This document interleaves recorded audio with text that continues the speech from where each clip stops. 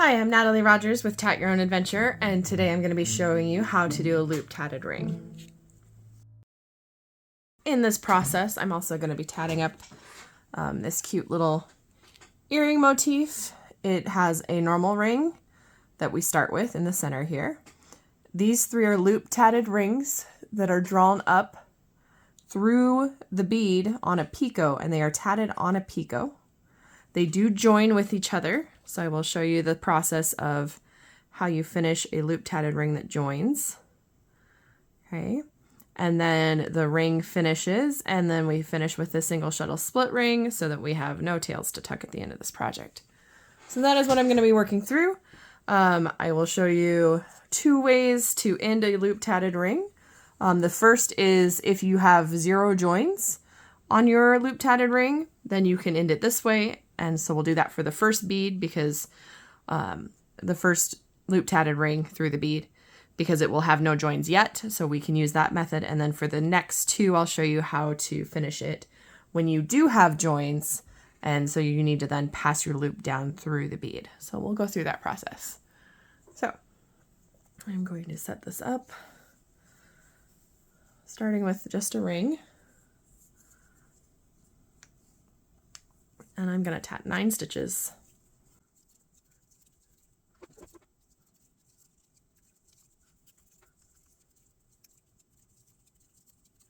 Okay, and then we'll start our first loop tatted ring. For this project, you need a shuttle wound. It's just going to use one shuttle.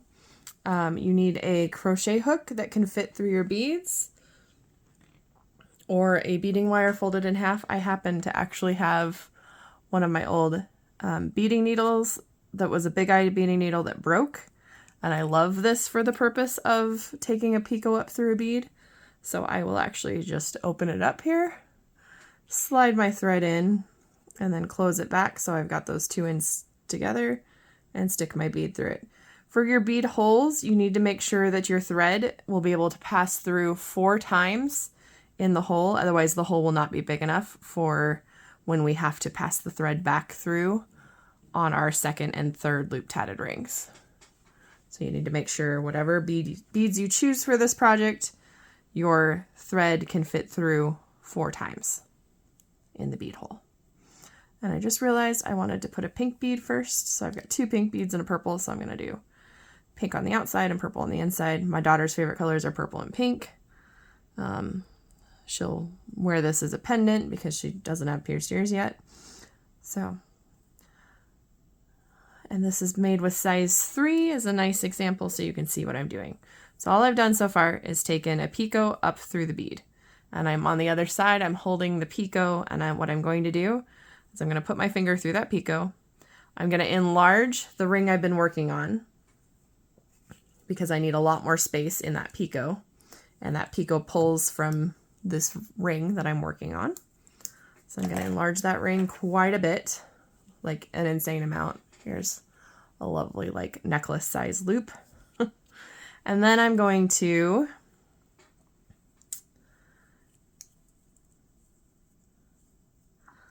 do some things that will help me. First, I'm going to grab a safety bulb pin, and I'm going to clip it on my original ring that I'm working. The reason why I'm doing this is so if I get tug happy at any point in working my ring, I can't accidentally pull through too much of my ring thread. So I'm just going to loop that around, clip that on, it's just going to hang out here. Then I'm going to let my shuttle drop to the back of my work so it's out of the way because I'm not using that shuttle for this part. Okay, then I'm going to widen the loop that's around my hand. And what I'm going to do is I want to find the side that pulls off of my last stitch, not the side that pulls the ring loom that I had on my hand. Okay, I want the side that goes straight to my last bit of work because that's what I need to snug that bead up next to. And that's what I'm going to start making this new rings loom on my hand with. So I've snugged the bead up next to the previous work. I have now looped around to make my ring loom just like a normal ring. And I'll probably have to expand that at some point. So I'm going to just make it just a little bit bigger right now. There we go. And I've got this loop on this hand. I'm going to tat with this loop. You can choose to finger tat it like I'm doing here. So this first stitch, I want to make sure I snug down tight.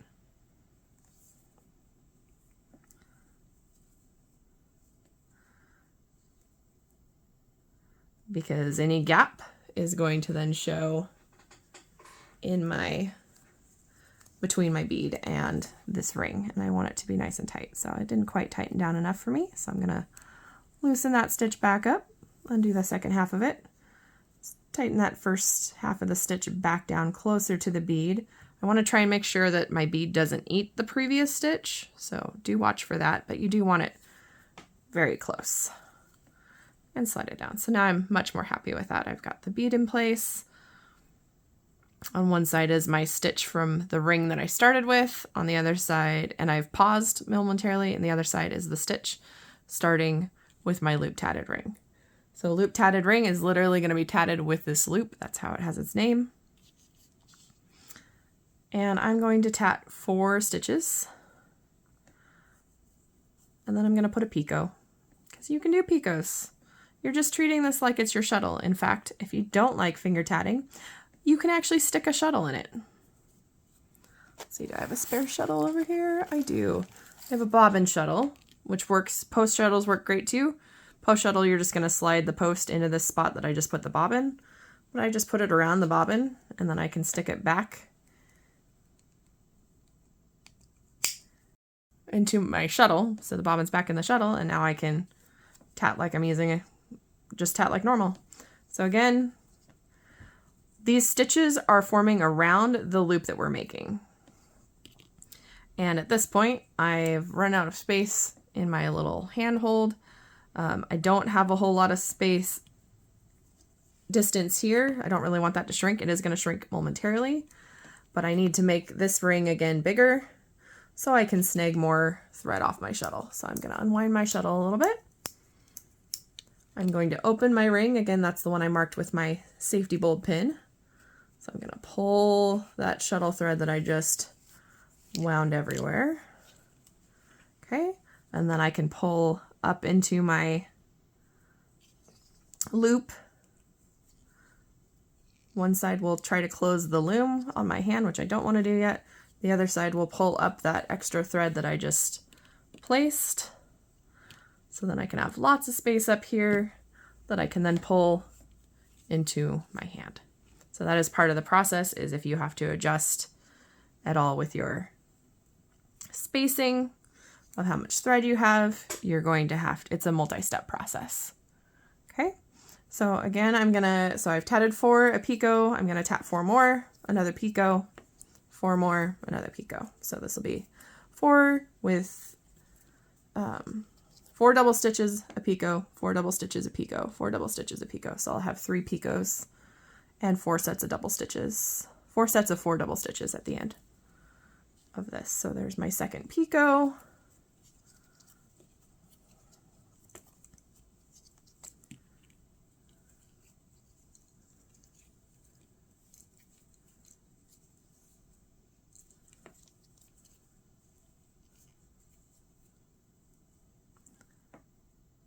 There's 4 stitches to widen my loom hand again, picot, and 4 more stitches, and then we will close this ring, and I will show you how you close a loop tatted ring that is not joined to anything.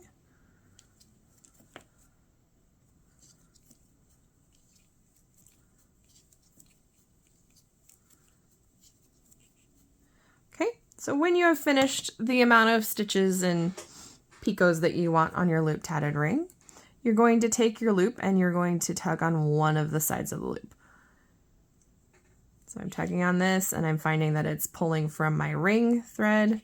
So that's not the side I want to tug. So I'm going to tug the other side because I want it to close the loom that's on my hand for the loop tatted ring. So I'm going to pull this until that ring closes to where I want it. And it is now closed. Got a nice little ring there that I've tatted on the picot. Then I'm going to take the thread off of the extra shuttle because I'm done with the tatting part of this for the moment. And I'm going to take this loop of thread and I need to make sure it goes around my previous work. If I don't put it around my previous work and I start pulling, it's gonna undo because I'm pulling the loop out of everything I just tatted.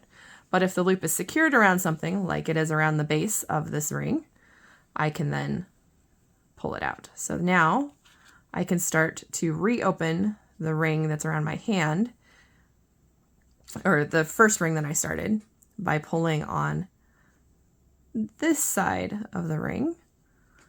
And it's going to then pull that loop closed. It's a little fiddly to get it started, but then it usually goes pretty smoothly. So it took me a second to get a nice grip to get it started, but you can see how this is starting to get smaller and smaller, and the loop in my hand is getting larger. Make sure that it stays around just the base of that ring I tatted, pulling it snug. And there we have it. So I'm going to lay this down for just a second so we can zoom in on it and see what we've done so far. Here we go. So we've got the start of our ring, which was 9 stitches, the bead with the picot through it, and on that picot we just tatted a loop tatted ring. Okay, that was a loop tatted ring with no joins. This next one is going to join here, the next loop tatted ring that we're going to make. So we're going to put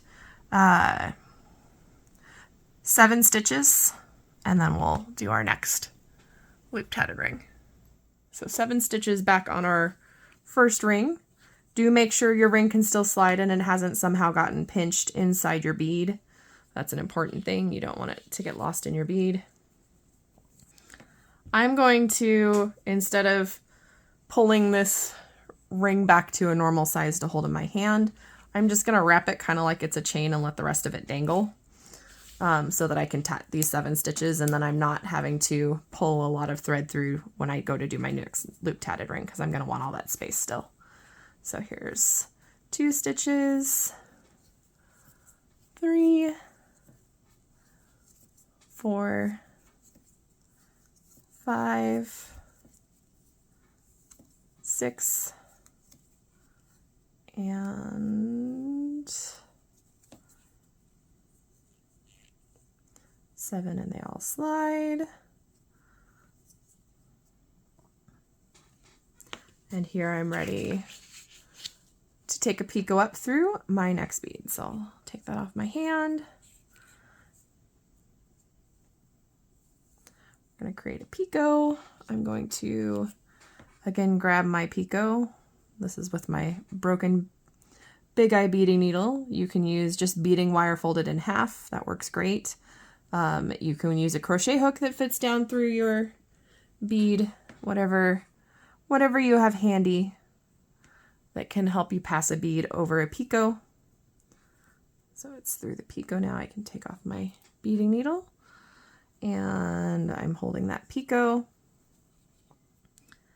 And when I go to set up my loom again, I want the side that's coming from my previous stitch, off the top of my previous stitch, to be the side that I start my loom with. So I wrap the ring's loom around my hand.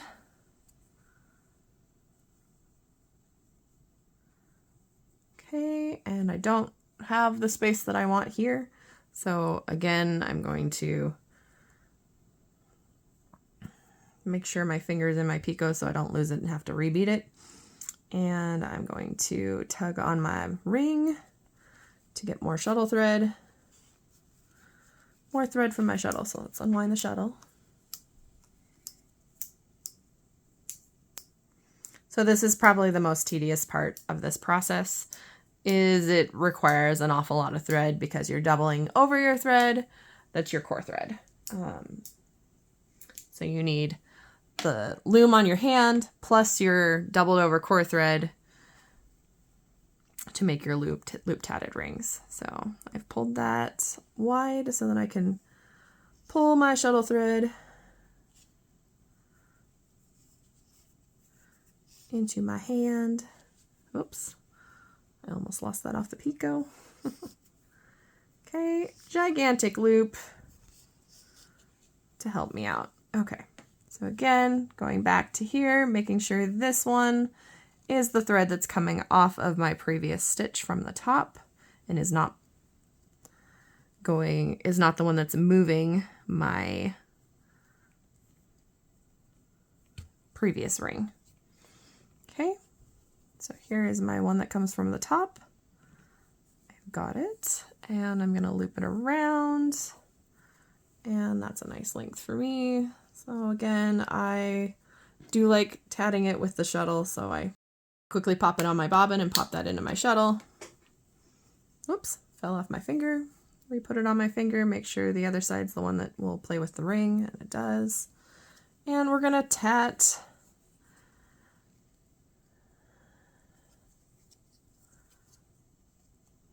five.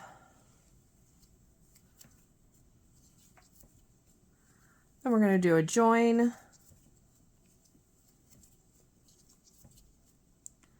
1, 2, 3, 4, 5. Grab my crochet hook.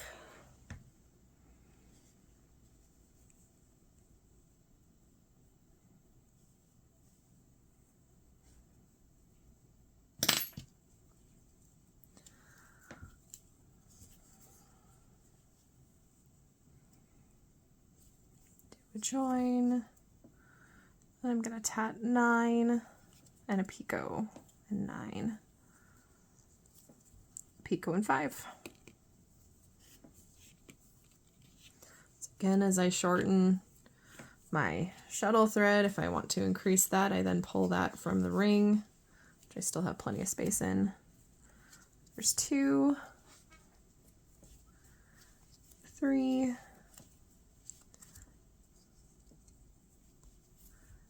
4, 5, 6, 7, 8, 9.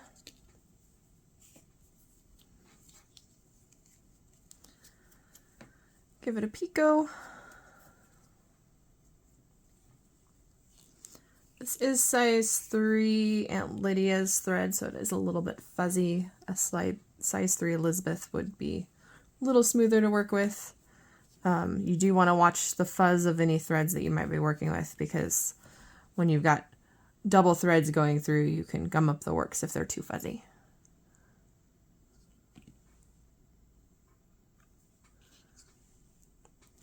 Okay, so that's 3, 4, 5, 6, 7, 8, 9, and again I need more thread, so I'm gonna pull from my shuttle again. I'm back in that original ring, pulling the shuttle thread through to widen my ring. Once my ring is widened, I can then start pulling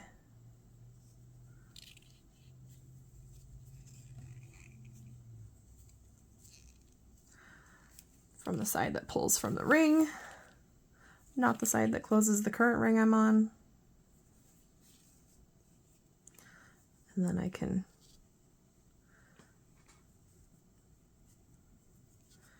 get more space in my ring to finish it up here.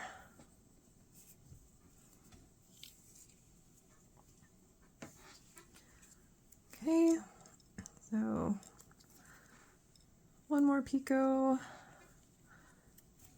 4 stitches.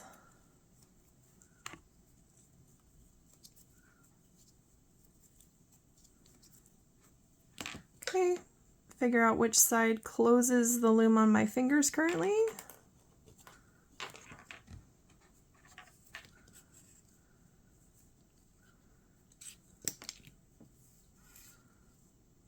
And slide that closed. There's my second ring. Now notice that I finished that. I'm going to pop my thread off my shuttle. And we can see why it would be a bad idea to loop this around my ring. Because if I do that, I'm going to also have to end up catching the other ring because I've joined them.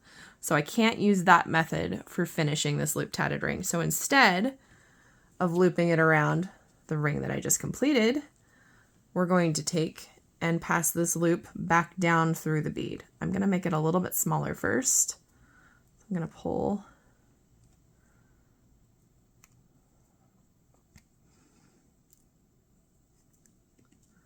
some of it back through. The bigger the loop tatted ring, the more pressure you will have to use to get it started.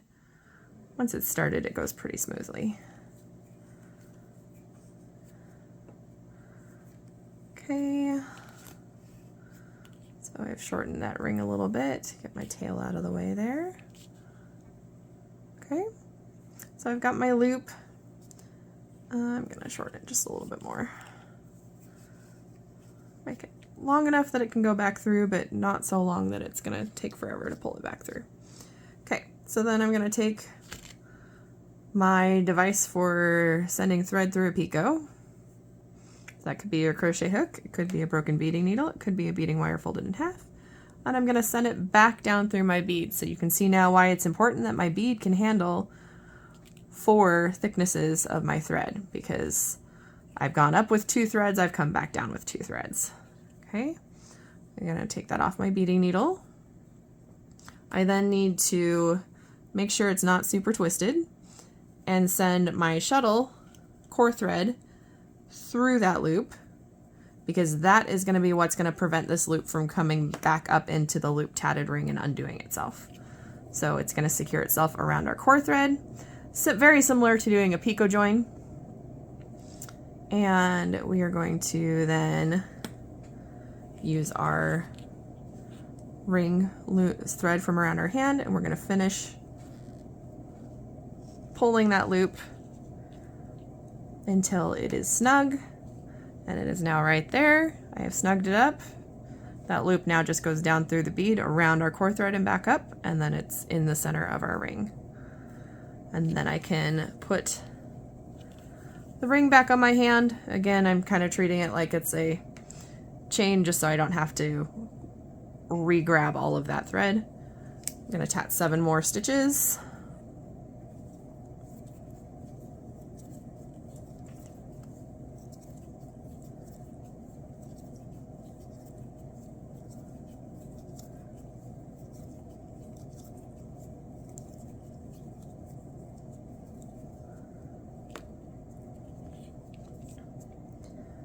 Okay, again, double checking to make sure my ring still opens and closes, so I don't have to be retro tatting a ton of things later if I run into issues. Okay, so I'm now ready for my next beaded picot. I know that I'm gonna want, or sorry, not beaded. Well, yes, I'm taking a picot through a bead, but then it's gonna be our loop tatted ring. So I will pause here for a second so you can see that current work. We'll zoom it in. There you go. So we've got the start of our ring. We're now at the spot where we're going to put our next bead with picot. It's going to be a 4 join, 4 picot, 4 picot 4. And it's going to go through the pink bead in this sample.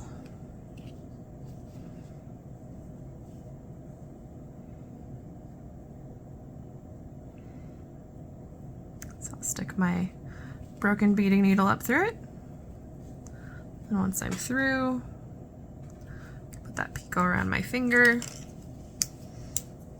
Again, make sure I have all sorts of space. Let's zoom back out. Oh, it's pretty close. Sorry about that. Got a close-up of me beading a picot.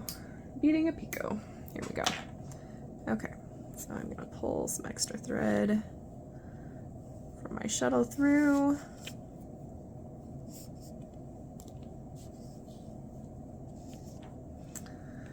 Okay, here is the thread that connects down to my work.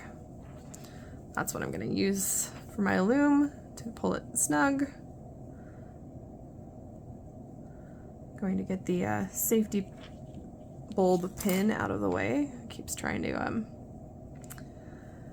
Trying to come into the bead, but I don't need it in the bead. It's just hanging out, making sure I don't pull too much of my ring closed.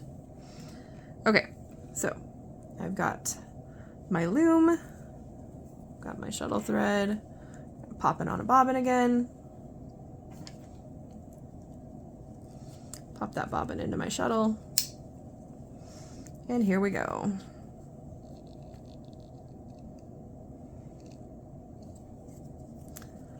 Make sure that first one is snug up because it determines how much thread is between the previous work and the loop tatted ring. And then I'll tap my other 3 stitches to get to 4. And we'll do the last join for this project, well, at least for the first earring. You'll have to repeat all this for the second earring. Unless you like asymmetrical ears, then, you know, do whatever you want. Okay, so I've joined. I need more space. Oops. Here we go.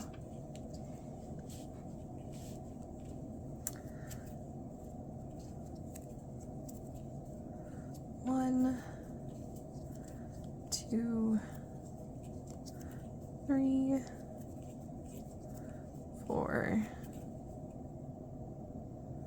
Go. 1, 2, 3, 4. Another picot.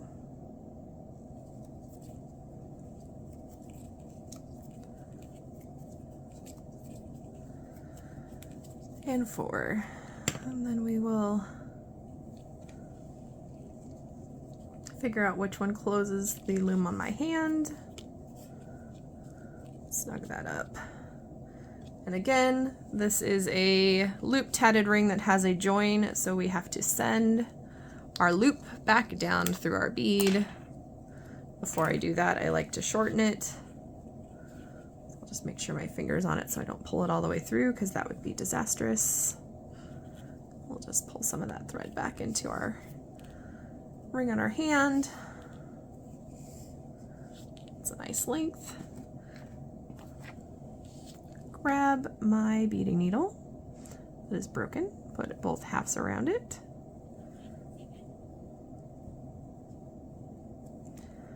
And send that back down through my bead. Do be careful to not snag or twist, go through your previous thread. That will make it harder to send your thread through and might even cause it to not work. So be careful that you're not passing through your previous threads when you take that through. Then I'll find my shuttle thread, core thread, send that through that loop. And then again, I'm going to use the back end of my ring to pull that loop tight. Make sure I don't pull it into the bead because I still want my ring to be able to open and close. At this point, I'm not going to need all that excess thread, and I don't need my safety bulb pin that was just making sure I didn't make big mistakes. So I can pull that out and get the loom on my hand back to a normal ring loom size. Then I need to wind my shuttle.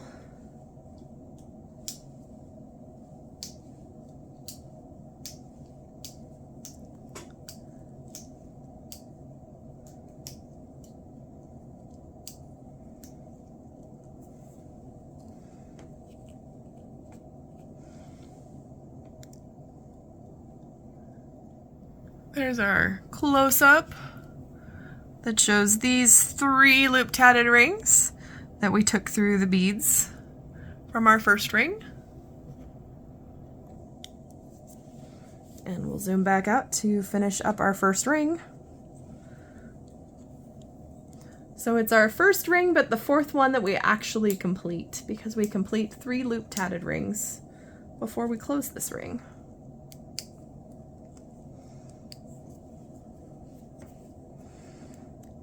And we're gonna do 9 stitches just like we did at the start. There's 3, 4,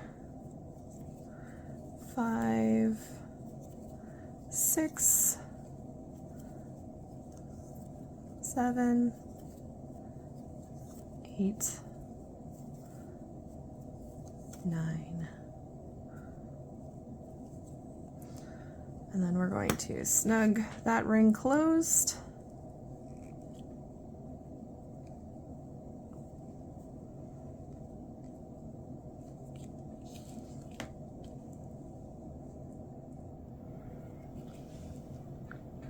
There we go. And then the last step is to finish this off with a single shuttle split ring, where in the first part of the stitches I hide the tail from the start of my work, and in the second half I do that loop tatting where it's going to then hide the rest of my thread inside. So at the end I just cut off my tails and I sew nothing. So here we go. We will do the split ring. I'm gonna do, here we go. Grab the actual shuttle thread.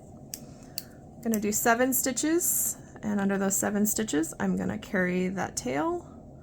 So I just get it to flip, and then I stick my finger into that loop and grab it.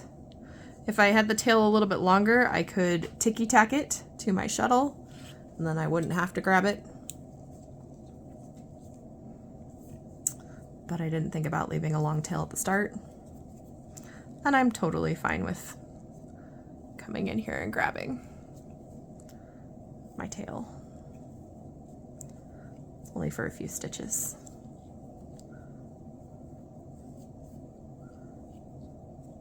So when I grab my tail, so I go under, I get it to flip.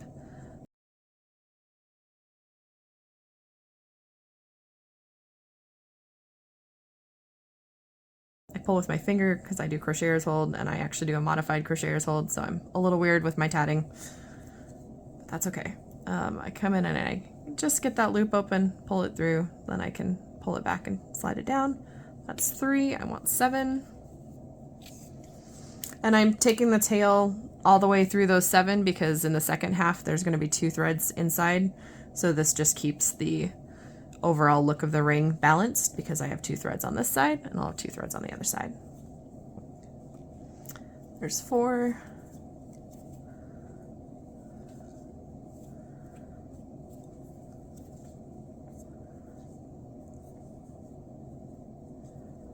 Five.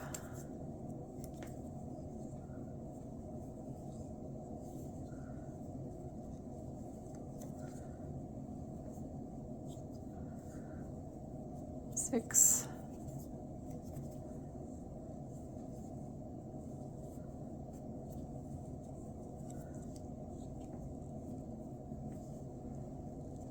7. Okay, at this point, this thread, this tail from the start is fully secured. So I can take my scissors, make sure my other threads are totally out of the way, and trim off that tail.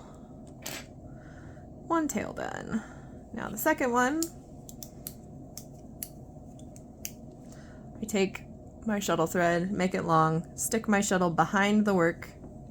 That way when I cut it off, it's behind, so if it leaves any fuzzies, it's behind my work instead of in front. So that's why I like tucking it behind. And I've got the loop again to tat with. I can finger tat it, or just like we did with the loop tatted rings, I can grab my shuttle bobbin or a post shuttle. Either works just fine. And loop my thread around it and then just tat away. So that was 1. Here's 2. Here's 3. Here's 4. 5.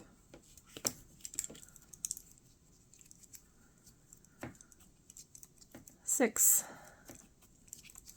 And 7. Put off my bobbin, untwist it so I don't want a lot of twists when I'm trying to send it back through itself. And then find the one that closes my ring.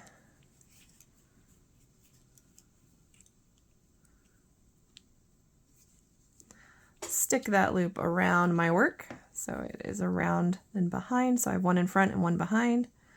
And then I can use my shuttle to pull that loop closed. As it twists, it might try to tangle on itself. You'll just have to grab it occasionally and untwist it, or stick a finger through it to help keep it. So I usually just kind of loop it around a finger on the back side until it gets to the smaller part. So it's still looped around my work. That circles all the way around, and pull it until it is tight and snug. And then that has secured this thread behind 7 stitches, so it is also ready to be trimmed off. And there is my completed project with no need to sew in any ends.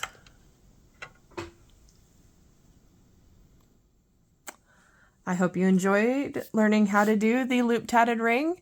It can be used to throw rings off the side of any normal ring, especially if you're throwing rings off the second half of your split ring. You can now throw an even one off the other side if you want to keep what you're working on balanced. So it really opens up the possibilities for the things that you can do. Thanks for joining me, and happy tatting.